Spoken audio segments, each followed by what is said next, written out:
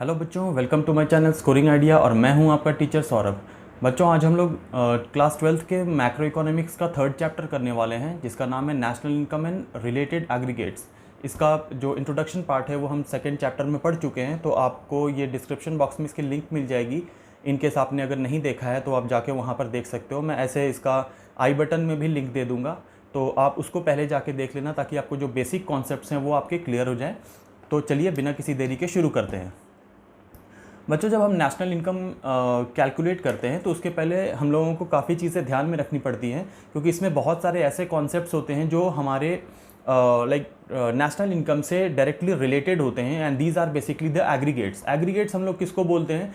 जब हमारे एक पूरी इकोनॉमी में जो फिगर्स होते हैं हमारे, चाहे वो प्रोडक्शन से रिलेटेड हो, चाहे वो इंपोर्ट एक्सपोर्ट से रिलेटेड हो, चाहे वो सेल परचेज से रिलेटेड हो, चाहे वो जनरेशन ऑफ इनकम हो, चाहे वो एनीथिंग, कोई भी इकोनॉमिक एक्टिविटी से रिलेटेड होती है, वो डिफरेंट सेक्टर्स में पूरी तरह से स्कैटर्ड होती हैं, फैली होती हैं, अलग अलग जगह से हो रही हैं। तो इस केस में हम लोगों को एक क्लासिफिकेशन बनाना पड़ता है, और उन जगह से सारे फिगर्स को लेके हम लास्ट में सारा फिगर को सम अप करते हैं। सम अप करने के बाद फिर हम अपने प्रोसेस पे आगे बढ़ते हैं, और फिर हमारा नेशनल इनकम जो होता है वो कैलकुलेट होता है।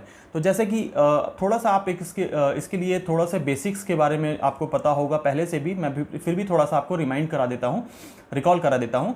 तो इसमें बेसिकली हमारे जो इंडस्ट्रीज़ होती हैं उसको हम तीन सेक्टर्स में डिवाइड करते हैं। जो भी हमारे इंडस्ट्रीज़ होती हैं उनको हम तीन सेक्टर्स में डिवाइड करते हैं। पहला होता है हमारा प्राइमरी सेक्टर, जो कि प्राइमरी सेक्टर हम लोग किसको बोलते हैं? जो प्रोक्योरमेंट ऑफ रॉ मटेरियल से रिलेटेड इंडस्ट्रीज़ होती हैं, जैसे कि एग्रीकल्चर, या जहाँ पे हम रॉ मटेरियल्स प्रोड्यूस करते हैं, ना कि फिनिश्ड गुड्स।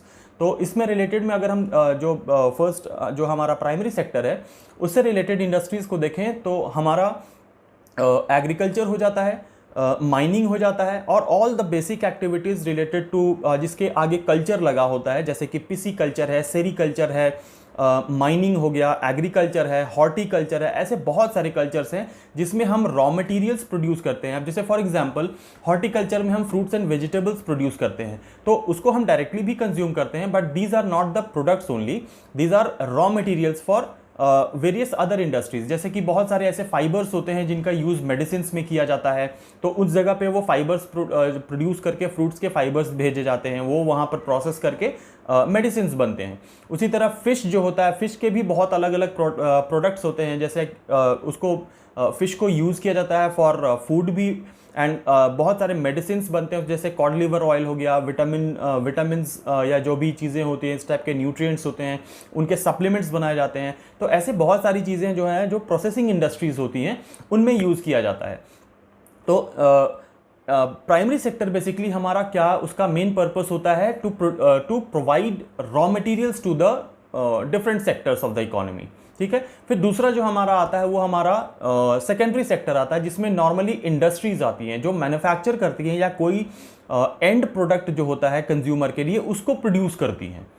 ठीक है। तो उसमें अब जस्ट लाइक एक फार्मर होता है, वो अगर जूट ग्रो करता है तो जूट एक रॉ मटेरियल है। वही जूट जब फिनिश्ड गुड्स में बन के आता है तो वो आपके सामने जूट बैग्स या जूट के बहुत सारे शीट्स एंड बहुत सारी ऐसी चीज़ें बन के जाती हैं जिसको हम फाइनल गुड्स की तरह यूज़ करते हैं। तो मैन्युफैक्चरिंग इंडस्ट्रीज जो होती हैं उनका काम होता है basically to provide the usable products for the consumers.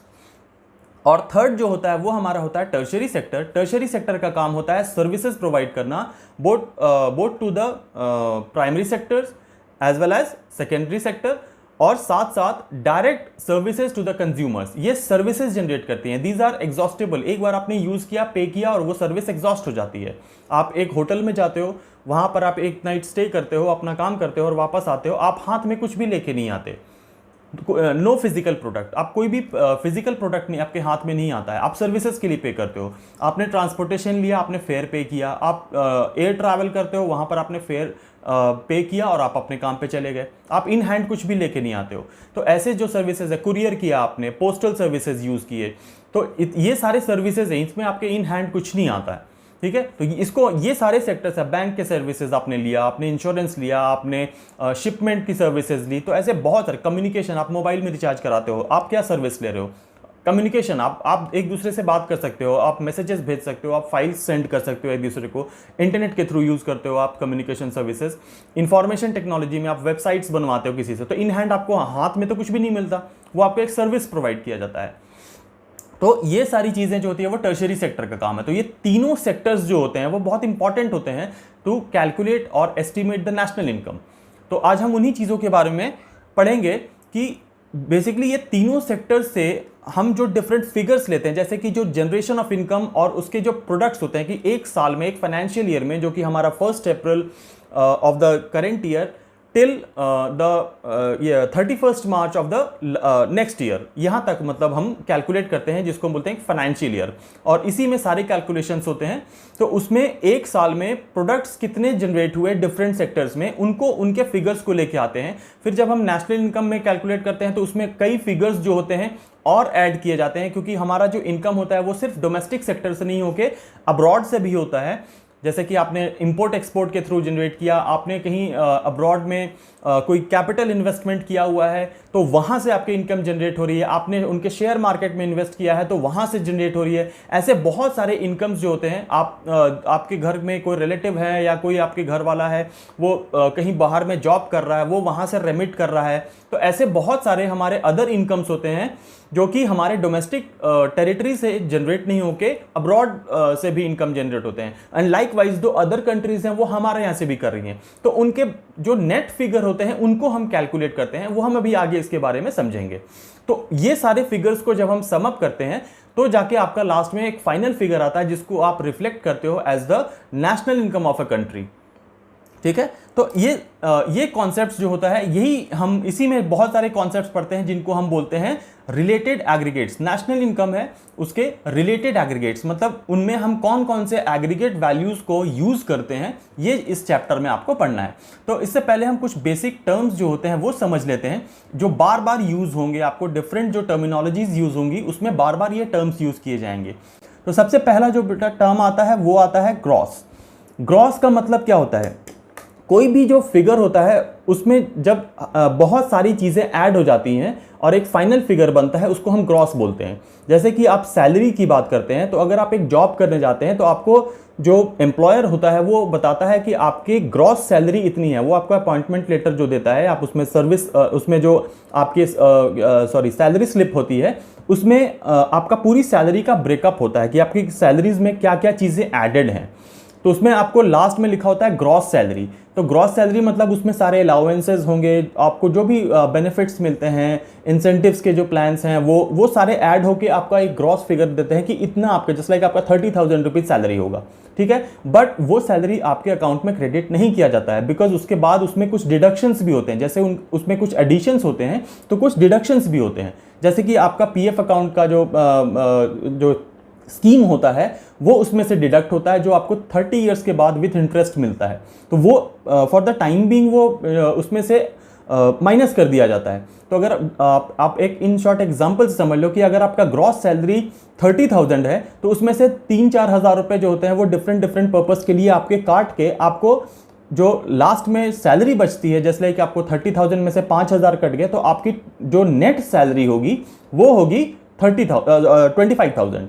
5,000 आपके कट जाते हैं डिफरेंट चीज़ें में, वो आपको बाद में मिलते हैं। तो ये देखिए, यही फिगर जो है ये ग्रॉस और नेट का मतलब होता है। यानी ग्रॉस जो होता है वो टोटल फिगर होता है, एडिशन वाला फिगर होता है, और जब उसमें से कोई चीज़ डिडक्ट कर दी जाती है तो जो डिफरेंस होने के बाद जो फिगर बचता है, that means the remaining part is called net. तो ये ग्रॉस और नेट आपका बार बार यूज होगा इसके अंदर में। अब हम आते हैं डोमेस्टिक में, क्योंकि इसमें डोमेस्टिक नेशनल दो कॉन्सेप्ट्स आते हैं, ये कॉन्ट्राडिक्टरी होते हैं, दोनों ऑपोजिट होते हैं। डोमेस्टिक का मतलब क्या होता है? जब आपने इसके पिछले वाले चैप्टर्स में जो मैंने वीडियो की बात की, इस वीडियो में, कि आपको डिस्क्रिप्शन में लिंक मिल जाएगा, आप वहां जाके देखना, वहां पर मैंने समझाया हुआ है डोमेस्टिक टेरिटरी क्या होती है। डोमेस्टिक टेरिटरी बच्चों, जो इंडिया है उसका जो जोग्राफिकल बाउंड्री होता है उसको हम बोलते हैं डोमेस्टिक टेरिटरी। दैट मीन्स कि with in India, Indian territory के अंदर में कोई भी चीज़ प्रोड्यूस होती है तो उसको हम बोलेंगे डोमेस्टिक टेरिटरी। वो हमारा अपनी कंट्री का, अपनी इकोनॉमी का पार्ट हुआ, except for the foreign embassies and army bases if there are any. तो एम्बेसीज जो होती हैं वो दूसरी कंट्री के इकोनॉमिक टेरिटरी में आती हैं। उसको छोड़ने के बाद जितना भी जोग्राफिकल एरिया हमारा बचता है वो हमारा इंडियन टेरिटरी हुआ। तो उसके अंदर में जो भी प्रोडक्शन होगा वो हमारा डोमेस्टिक होगा, चाहे वो आपका प्रोडक्ट हो या फिर आपका इनकम हो या कुछ भी उसमें से जनरेट हो रहा है, प्रोड्यूस हो रहा है, प्रोक्योर हो रहा है, वो आपके डोमेस्टिक टेरिटरी में काउंट होता है।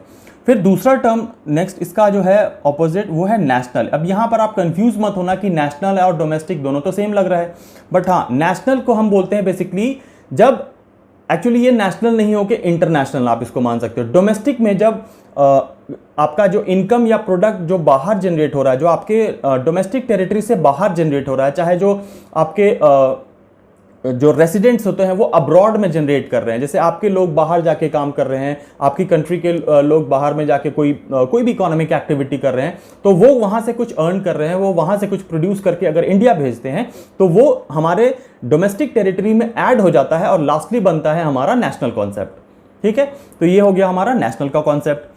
अब नेक्स्ट पे आते हैं प्रोडक्ट। प्रोडक्ट क्या होता है? प्रोडक्ट जो होता है वो दोनों हो सकता है, या तो वो प्रोडक्ट जो होगा वो कोई गुड्स होंगे जो कि फिजिकल गुड्स हम जिनको बोलते हैं, जिसके बहुत सारे टाइप्स होते हैं, इंटरमीडिएट गुड्स होते हैं, कैपिटल गुड्स होते हैं, कंज्यूमर गुड्स होते हैं। तो इसका मतलब इन शॉर्ट आप समझ लिए कि गुड्स जो फिजिकल गुड्स हैं, जो फिनिश्ड गुड्स हैं, उनको हम प्रोडक्ट बोलते हैं।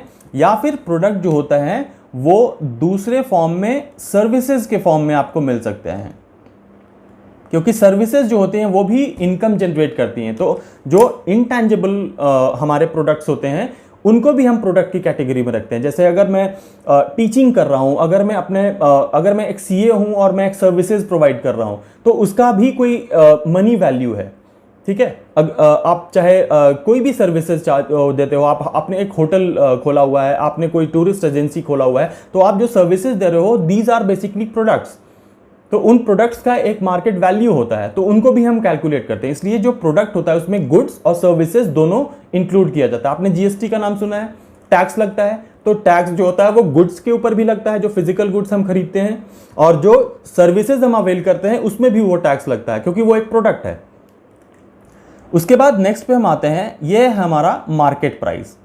मार्केट प्राइस बच्चों, जब कोई गुड्स जो जिस प्राइस पर मार्केट में अवेलेबल होती है फॉर सेल, उसको हम बोलते हैं मार्केट प्राइस, जिसको हम नॉर्मल टर्म्स में एमआरपी बोलते हैं, जो उसके पैकेजिंग के ऊपर में प्रिंटेड होता है। ठीक है, ये हमारा होता है मार्केट प्राइस। तो एक प्राइस तो हुआ कि जो हम मार्केट लेवल पे कैलकुलेट करते हैं, यानी गुड्स का जो फाइनल गुड्स जो मार्केट में अवेलेबल है ऑलरेडी, वो किस प्राइस पर अवेलेबल है, तो वो हम कैलकुलेट करते हैं, तो उसको हम बोलते हैं मार्केट प्राइस। और दूसरा जो प्राइस होता है, उसको हम प्राइस नहीं बोल के कॉस्ट बोलेंगे, इसको हम बोलते हैं फैक्टर कॉस्ट। फैक्टर कॉस्ट में जो पहला टर्म है फैक्टर, इसी से पता चलता है कि ये वो कॉस्ट होता है जो आपके फैक्टर्स ऑफ प्रोडक्शन जो होता है उसके ऊपर चार्ज होता है। दैट मीन्स कि if I am a producer, मैं एक सपोज एक पेन प्रोड्यूस कर रहा हूं, तो इस पेन को टोटली एक यूनिट को बनाने में मेरा कितना कॉस्ट आया, ये हमारा फैक्टर कॉस्ट होगा। ठीक है, यानी अगर हम इसको डिफरेंस देखें तो मार्केट प्राइस जो है वो मार्केट लेवल पे होता है, कैलकुलेट मार्केट लेवल, और जो फैक्टर कॉस्ट होता है ये आप इसको समझ सकते हो फैक्ट्री लेवल पे होता है। ठीक है, तो जब हम नेशनल इनकम कैलकुलेट करते हैं तो नॉर्मली हम लोग फैक्टर कॉस्ट पे कैलकुलेट किया जाता है, और जब हम जीडीपी करते हैं तो उसमें जो मेन फिगर लेते हैं वो हम लोग मार्केट प्राइस पे लेते हैं। तो बच्चों ये बेसिक कॉन्सेप्ट्स हैं जो आपको इस चैप्टर के लिए समझना था, और ये टर्म्स बार बार यूज होंगे, इसलिए आपको ये समझाना मुझे लगा कि ये बहुत ज़रूरी है, ताकि आपका कॉन्सेप्ट से रिलेटेड कोई भी डाउट ना रहे। चलिए अब हम आगे चलते हैं। अब बच्चों इसमें देखिए हमारे पास टोटल, अगर मैं इसको देखूं तो हमारे पास टोटल इसमें 8 एग्रीगेट्स हम लोगों को पढ़ना होता है। 8 टाइप्स ऑफ एग्रीगेट्स इस चैप्टर में आपको स्टडी करना है, तो हम उन्हीं को वन बाय वन करना शुरू करते हैं।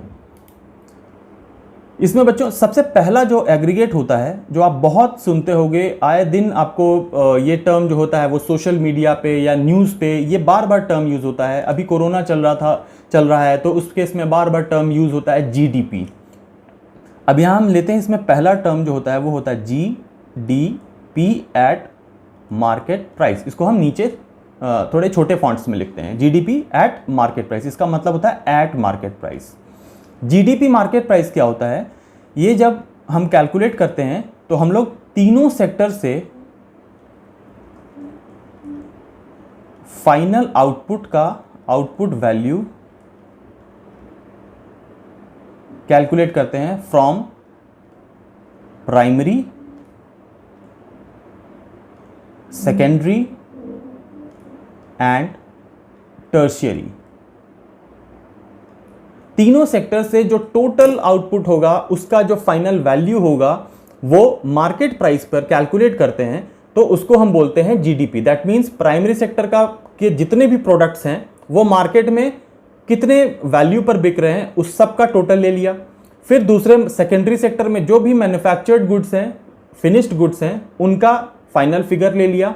और टर्शियरी गुड्स जो सर्विसेज हैं, टर्शियरी सेक्टर के जो सर्विसेज हैं उनका फाइनल गुड्स जो सर्विसेज, क्योंकि हम जो भी फिगर्स होते हैं वो इजीली अवेलेबल होते हैं। टोटल हर एक शॉपकीपर या रिटेलर जो होता है उसके पास, होलसेलर, सबके पास फिगर्स होते हैं। वो सारे फिगर को सम अप करके जब हम टोटल करते हैं तो ये आपका बन जाता है जीडीपी एट मार्केट प्राइस। ठीक है, और ये हमारा सबसे बेसिक इसमें जो कॉन्सेप्ट होता है, एग्रीगेट होता है, ये होता है जीडीपी मार्केट प्राइस, बिकॉज इसी से हम लोग कैलकुलेट करते हैं बाकी के जो 7 कॉन्सेप्ट्स हैं।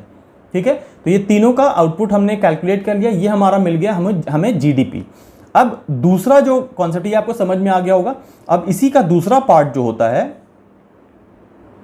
वो होता है जीडीपी एट फैक्टर कॉस्ट, क्योंकि हमें पता होना चाहिए। अब ये दोनों हम लोग अलग अलग लेवल्स पे क्यों कैलकुलेट करते हैं, just to analyse whatever are the subsidies and whatever are the what is the amount of subsidy given to the producers and what is the what is the figure of taxes they are paying to the government। तो ये analysis करने के लिए हमको दोनों जगह पे calculate करना पड़ता है। पहले हम गुड्स का प्राइस जो होता है वो हम फैक्ट्री गुड्स एंड सर्विसेज का प्राइस हम फैक्ट्री लेवल पे कैलकुलेट कर लेते हैं और फिर हम उसको मार्केट वैल्यू को कैलकुलेट करते हैं। तो हमारे पास 2 फिगर्स हो गए, अगर उनको हम माइनस करेंगे तो इन बिटवीन एक डिफरेंस जो निकल के आता है वही हमारा बीच का वैल्यू एडेड होता है। कि दैट मीन्स कि अगर एक 10 रुपए का पेन है वो मार्केट में 20 रुपए का हो रहा है, तो वो क्यों हो रहा है, उसमें कितने वैल्यू एडेड हुआ, 10 रुपए जो वैल्यू एडेड हुआ वो कहां पर हुआ।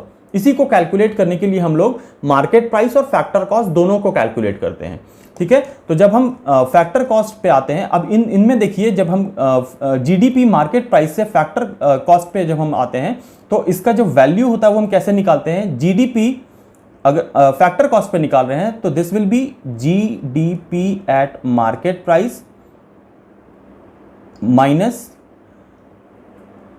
Net indirect tax, net indirect tax, NIT जो होता है ये आता है इनडायरेक्ट टैक्स माइनस सब्सिडीज।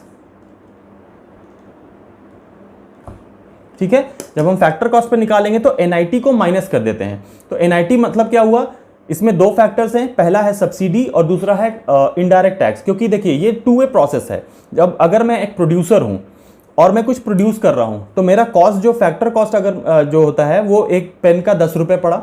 अब इसमें बहुत सारी चीजें ऐड और माइनस करनी पड़ती हैं। क्यों, क्योंकि गवर्नमेंट जो होती है वो हमें कई बार प्रोड्यूस करने के लिए सब्सिडीज दे रही है, चाहे वो लैंड पे हो, चाहे वो कोई रॉ मटेरियल पे हो, चाहे वो किसी भी फैक्टर्स ऑफ प्रोडक्शन के ऊपर में अगर हमको सब्सिडी मिल रहा है तो वो हमारे लिए तो एक तरह से सेविंग्स हुआ कि मेरा कम कॉस्ट लग रहा है। अब दूसरी तरफ जो होता है, हम जो गुड्स भी प्रोड्यूस कर रहे हैं उस पर गवर्नमेंट को टैक्सेस दे रहे हैं, जिसको हम इनडायरेक्ट टैक्स बोलते हैं, जिसको हम जीएसटी बोलते हैं। ये तो अब जब अगर मैं फाइनल फिगर पे आऊंगा तो एक तरफ से क्या है, गवर्नमेंट ने हमें दिया और दूसरी तरफ से हमने गवर्नमेंट को दिया। तो हमने लास्टली क्या करना है, दोनों का डिफरेंस जो होता है उसको ऐड या माइनस करना पड़ेगा, तब समझ में आएगा कि आपका इनडायरेक्ट टैक्स और सब्सिडी में कितना डिफरेंस है। अगर आपके पास सब्सिडी ज्यादा है या फिर आपके पास टैक्सेस ज्यादा है, लाइक आपने टैक्सेस ज्यादा पे किए हैं या फिर आपने सब्सिडीज ज्यादा ली है, ये डिपेंड करता है। और इसी को हम कैलकुलेट करने के लिए एनआईटी कैलकुलेट करते हैं, just to get into the main figure. तो जब हम जीडीपी मार्केट प्राइस से फैक्टर कॉस्ट पे जाएंगे तो हम लोग एनआईटी को माइनस कर देते हैं, तब आपका फैक्टर कॉस्ट निकल जाता है, एनआईटी को माइनस कर देंगे। अब थर्ड कॉन्सेप्ट जो है वो होता है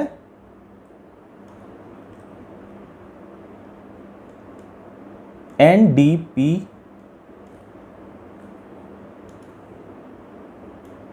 एट मार्केट प्राइस। अब यहां देखिए ये क्या है, अभी तक हम दो कॉन्सेप्ट्स में पढ़ रहे थे, ग्रॉस, डोमेस्टिक प्रोडक्ट, ठीक है।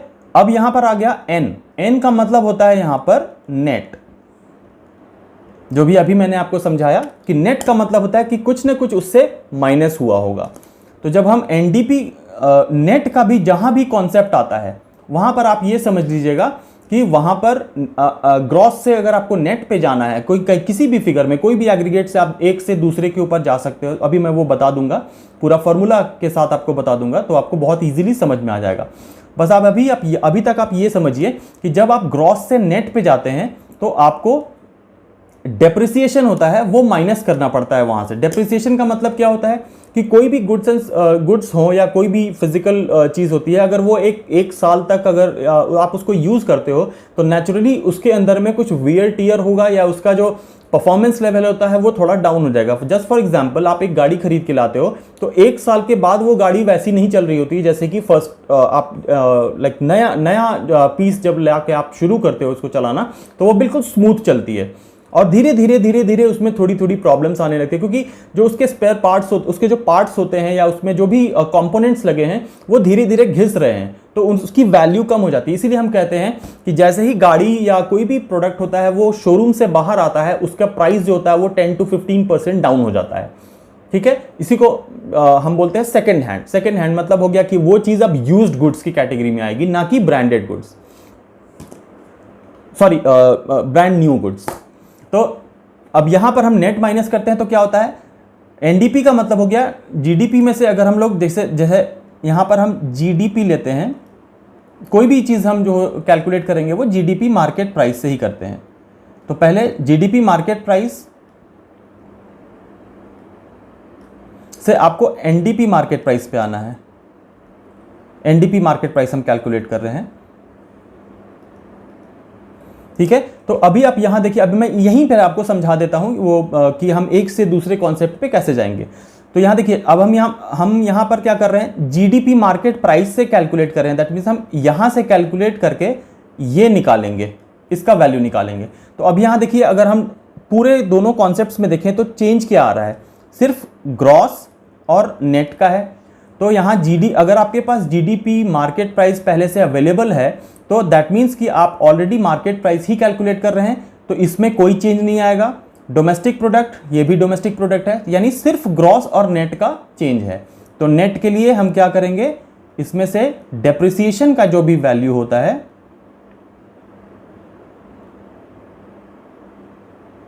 उसको लेस कर देंगे। तो ये बन गया हमारा एनडीपी मार्केट प्राइस, ठीक है। अब इसी को जब हम फैक्टर कॉस्ट पे कैलकुलेट करेंगे तो एज यूजुअल हम लोगों को किस चीज की जरूरत पड़ेगी, जीडीपी मार्केट प्राइस की। तो हम यहां लिख लेते हैं जीडीपी मार्केट प्राइस। अब यहां पर देखिए बच्चों, हम लोगों को देखना होता है कि हम लोगों को जब जीडीपी हमारे पास फिगर पहले से पड़ा हुआ है और उससे हम लोगों को एनडीपी एफसी पे जाना है, तो हमें क्या क्या चेंजेस करने पड़ेंगे। तो सबसे पहले अब हम यहाँ पर देखते हैं, आपको यहाँ पे ग्रॉस से नेट पे जाना है, ठीक है।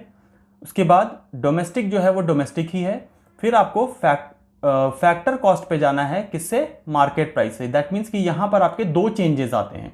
तो जब दो चेंजेस आएंगे तो नेचुरली हम लोगों को यहाँ पर दो जो कॉन्सेप्ट्स हैं हमारे वो यूज़ करने पड़ेंगे हमको।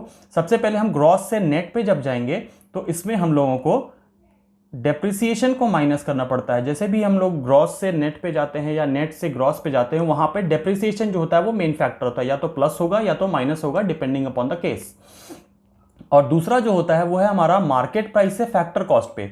तो मार्केट प्राइस से जब हम फैक्टर कॉस्ट पे जाते हैं तो हमें एनआईटी माइनस करना होता है, एनआईटी, नेट इनडायरेक्ट टैक्स, जो आपको पता है पहले से, आईटी माइनस सब्सिडी होता है। तो जब हम ये कैलकुलेट कर लेते हैं तो आपका एनडीपी मार्केट प्राइस जो एनडीपी फैक्टर कॉस्ट जो होता है वो कैलकुलेट हो जाता है। और बच्चों इसी को हम लोग बोलते हैं डोमेस्टिक इनकम, इसको हम बोलते हैं डोमेस्टिक इनकम। ठीक है, ये नेशनल इनकम नहीं है, ये हमारा डोमेस्टिक इनकम है। अब इसमें जो हमारे इंटरनेशनल कॉन्सेप्ट्स जो होते हैं या जो फैक्टर्स होते हैं वो जब इंक्लूड हो जाते हैं तब जाके जो फाइनल फिगर बनता है वो हमारा होता है नेशनल इनकम। ठीक है, अब हम आते हैं अपने फिफ्थ पार्ट पे। अब यहां देखिए हमने डी वाला पार्ट कर लिया, अब हम लोगों को एन वाला पार्ट करना है जिसमें हम नेशनल के इसमें आएंगे। तो सबसे पहला जो कॉन्सेप्ट है वो है हमारा GNP, अगेन मार्केट प्राइस, क्योंकि हम दोनों फिगर्स में कैलकुलेट करते हैं, मार्केट प्राइस में भी और फैक्टर कॉस्ट में भी। अब हम GNP अगर कैलकुलेट करने जा रहे हैं और हम लोगों के पास ऑलरेडी GDP मार्केट प्राइस है, तो अब इसमें हम चेंजेस करेंगे। तो देखिए इसमें क्या क्या चीज़ें इंक्लूड होनी है। सबसे पहले आपको देखना है कि आपके पास GDP मार्केट प्राइस का फिगर है और आप कैलकुलेट कर रहे हैं GNP मार्केट प्राइस। तो अगर हम इनमें कॉमन देखेंगे तो हमारा G और G कॉमन है, MP और MP कॉमन है। दैट मीन्स कि यहाँ ग्रॉस और नेट वाला फैक्टर नहीं आएगा और मार्केट प्राइस और फैक्टर कॉस्ट वाला भी फैक्टर इसमें नहीं आएगा। इसमें सिर्फ एक क्या चेंज आ रहा है, डोमेस्टिक से आप नेशनल कॉन्सेप्ट में जा रहे हैं। तो जब हम डोमेस्टिक से नेशनल कॉन्सेप्ट में जा रहे हैं तो नेशनल कॉन्सेप्ट जो होता है वो डोमेस्टिक कॉन्सेप्ट से बड़ा कॉन्सेप्ट होता है। दैट मीन्स इसमें हमको net factor income NFIA, net factor income from abroad add करना पड़ेगा। ठीक है, क्योंकि इसमें अब अगर हम जो net factor income from abroad हम कैसे कैलकुलेट करते हैं, नेट निकालने के लिए हमको फैक्टर इनकम फ्रॉम अब्रॉड में से फैक्टर इनकम टू अब्रॉड को माइनस करना पड़ता है। जैसे मैं यहाँ पे लिख देता हूँ NFIA, ये मैं पिछले क्लासेस में पढ़ा चुका हूँ, आप वहाँ पे वीडियो में देख लेना। NFIA is equal to factor income from abroad, जिसको हम शॉर्ट में फीफा बोलते हैं, minus factor income to abroad, minus करेंगे तो फैक्टर इनकम फ्रॉम अब्रॉड, यानी फीफा माइनस फीटा। ठीक है, ये आप निकाल लेंगे तो आपका निकल जाएगा नेशनल इनकम फ्रॉम अब्रॉड। ये कॉन्सेप्ट आपका क्लियर हो गया। अब हम आते हैं इसके फैक्टर कॉस्ट पे। तो ये हमारा सिक्स्थ कॉन्सेप्ट होगा। तो अगेन आपको क्या निकालना है, GNP एट फैक्टर कॉस्ट। इसको मैं थोड़ा रब कर देता हूं। अब GNP फैक्टर कॉस्ट निकालना है आपको। किससे निकालेंगे हम बच्चों, GDP मार्केट प्राइस से। अब अगेन हम सेम चीज देखते हैं, आपको जब भी किसी से किसी कॉन्सेप्ट में जाना है तो आप उसमें चेंजेस देखेंगे कि क्या चेंजेस आ रहे हैं। ये सबसे इजी और सबसे एक्यूरेट फॉर्मूला है जिससे आपकी कभी गलती नहीं होगी और ना आपको कोई कंफ्यूजन होगी। तो अब हम यहां देखते हैं, मार्केट प्राइस से फैक्टर कॉस्ट में आ रहे हैं, डोमेस्टिक से नेशनल में आ रहे हैं और ग्रॉस से ग्रॉस में ही रह रहे हैं। दैट मीन्स अगर हम ग्रॉस और नेट वाला कॉन्सेप्ट होता था तो हम डेप्रिसिएशन का फैक्टर यूज करते थे। डेप्रिसिएशन का कंपोनेंट या फैक्टर इसमें यूज नहीं होगा बिकॉज हम जो G और G दोनों सेम है, तो हम लोग ग्रॉस पे ही हैं। हम लोगों को बस दो चेंजेस करने हैं, एक जो मार्केट प्राइस है फैक्टर कॉस्ट वाला जो कंपोनेंट है वो, और डोमेस्टिक से नेशनल वाला है। तो जब GDP में आप पहले फैक्टर कॉस्ट पे जाने के लिए, मार्केट प्राइस से फैक्टर कॉस्ट में जाने के लिए हम क्या करते हैं,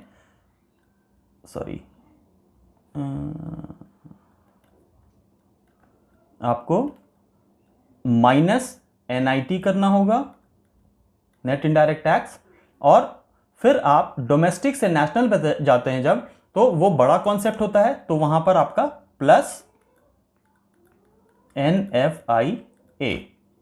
ठीक है बच्चों, ये क्लियर हो गया। अब हम चलते हैं सेवेंथ कॉन्सेप्ट पे। ये है हमारा NDP मार्केट प्राइस। अगेन हम किससे निकालेंगे बच्चों, GDP मार्केट प्राइस से। फिर वही सेम कॉन्सेप्ट आपको यूज करना है बार बार। मार्केट प्राइस से मार्केट प्राइस पे है, आपको कोई चेंज नहीं करना है। दैट मीन्स कि there is no need to include और एक्सक्लूड NIT। यहां पर NIT का फैक्टर होगा ही नहीं। यहां अगेन हम देखते हैं डोमेस्टिक से डोमेस्टिक पे हैं, इसका मतलब कि नेशनल यानी NFIA का कोई कॉन्सेप्ट यहां पर यूज नहीं होगा। यहां पर सिंपल क्या यूज होगा, G से जब आप N पे जाएंगे, दैट मीन्स ग्रॉस से आप नेट पे जाएंगे, तो आप GDP मार्केट प्राइस में से सिंपल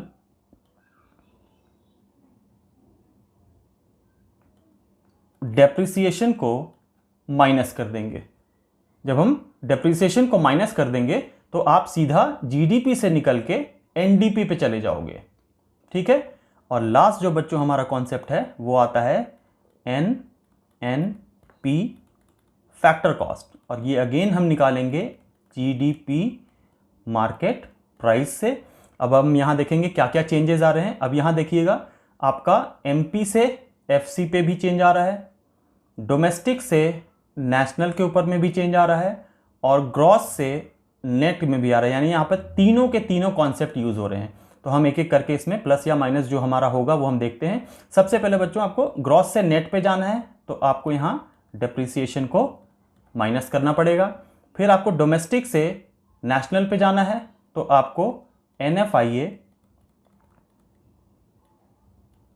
प्लस करना पड़ेगा।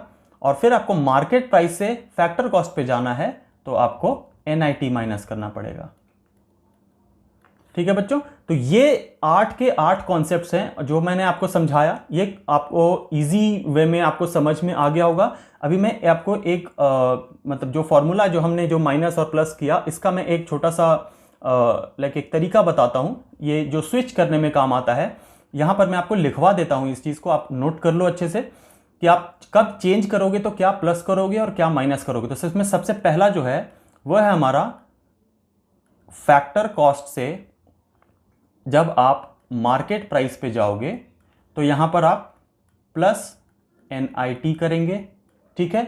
और इसका ठीक उल्टा होगा, जब मार्केट प्राइस से फैक्टर कॉस्ट की तरफ हम आएंगे तो यहाँ पर हम माइनस NIT करेंगे, NIT, ठीक है। दूसरा कॉन्सेप्ट हम क्या यूज कर रहे हैं बच्चों, वो हम कर रहे हैं ग्रॉस से नेट की तरफ जाते हैं। तब क्या हम करते हैं बच्चों, ग्रॉस से नेट की तरफ जाते हैं तो हम करते हैं माइनस डेप्रिसिएशन। उसी तरह जब आप नेट पे होंगे, नेट वाले फिगर पे होंगे और उससे आपको ग्रॉस वाले फिगर पे जाना होगा, तो आपको करना होगा प्लस डेप्रिसिएशन, ठीक है। और थर्ड जो है बच्चों वो है हमारा, जब आप डोमेस्टिक पे होंगे, डोमेस्टिक वाले कॉन्सेप्ट पे होंगे और इससे आप नेशनल वाले कॉन्सेप्ट पे जाते हैं, तो ये चूंकि बड़ा होता है इसमें हमारा प्लस NFIA ऐड हो जाएगा। और जब हम इसका उल्टे नेशनल से डोमेस्टिक पे जाएंगे तो बड़े से छोटे पे आ रहे हैं, तो उस केस में आपका माइनस NFIA होगा। तो ये चीज़ आप बच्चों हमेशा अच्छे से याद रखेंगे, आपकी कभी गलती नहीं होगी। ये 3 चीज़ जो है, यही इस पूरे चैप्टर में आप जितने भी न्यूमेरिकल्स करोगे वो इसी के ऊपर बेस्ड है। तो आपको एक से दूसरे वाले पे स्विच करना होगा, क्योंकि यहां पर देखिए बच्चों हम लोगों ने जीडीपी को मार्केट प्राइस को, जीडीपी मार्केट प्राइस को बेस लेके सारे कैलकुलेशंस किए। अब ऐसा तो कहीं भी नहीं है कि आपका न्यूमेरिकल में हो सकता है जीडीपी ना दिया हो, कुछ और फैक्टर दिया हो, उससे आपको नेशनल इनकम कैलकुलेट करना हो। तो इसके लिए आपको ये 3 कॉन्सेप्ट जो होते हैं वो पूरी तरह से माइंड में क्लियर होना चाहिए। तो आपको पता होगा कि बेसिकली चेंजेस क्या आ रहे हैं, आप वही चेंजेस लाओगे, वहां पुट करोगे फॉर्मूला, कभी भी आंसर गलत नहीं आएगा। और हाँ बच्चों, इसमें एक और चीज मैं बताना थोड़ा सा भूल गया। एक जो हमने ऊपर अभी देखा, जो इस वाली चीज में आप देख लो एक बार, ये हमने डोमेस्टिक इनकम NDPFC जो होता है ये हमारा डोमेस्टिक इनकम होता है, यहां पर मैंने लिखा हुआ है।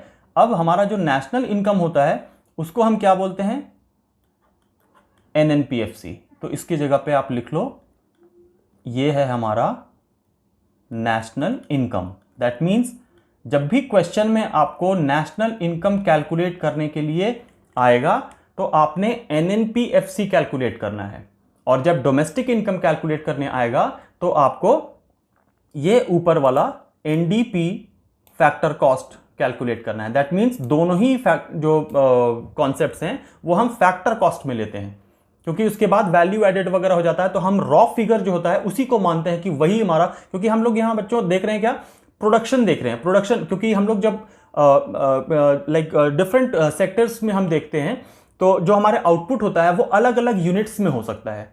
या कुछ लीटर्स में होता है, कुछ डजन में हो सकता है, कुछ केजी में होता है, कुछ क्विंटल में होता है, कुछ उसी चीज़ का और सर्विसेज जो है उनको हम कई बार हम यूनिट्स में कन्वर्ट नहीं कर पाते। तो उसके चलते ही हम लोग क्या करते हैं, उनको मनी वैल्यू में कैलकुलेट करते हैं ताकि हम इजीली उसको क्लासिफाई कर पाएं, क्योंकि सबका एक कॉमन यूनिट तो पॉसिबल नहीं है। ठीक है बच्चों, तो यही रिलेटेड एग्रीगेट्स का यही कॉन्सेप्ट था। उम्मीद है आपको अच्छे से समझ में आया होगा। अगर आपको वीडियो अच्छा लगा, आपको सारे कॉन्सेप्ट समझ में आए, तो इसको लाइक कीजिए, सब्सक्राइब कीजिए और नोटिफिकेशन बेल को ऑन कर दीजिए, ताकि जो भी मैं आगे अपडेट्स डालता जाऊंगा लाइक क्वेश्चंस को लेके, कई बार मैं न्यूमेरिकल्स लेके सॉल्व करूंगा, उसके ऊपर मैं सेपरेट वीडियो बनाऊंगा, वो सारी नोटिफिकेशन आपके पास टाइम पे पहुंच जाए और आप कोई भी वीडियो को मिस नहीं करें। और आप इसको ज़्यादा से ज़्यादा शेयर कीजिए ताकि ज़्यादा से ज़्यादा बच्चे जो होते हैं वो इसका बेनिफिट ले सकें। तो आज के लिए इतना ही बच्चों, थैंक यू।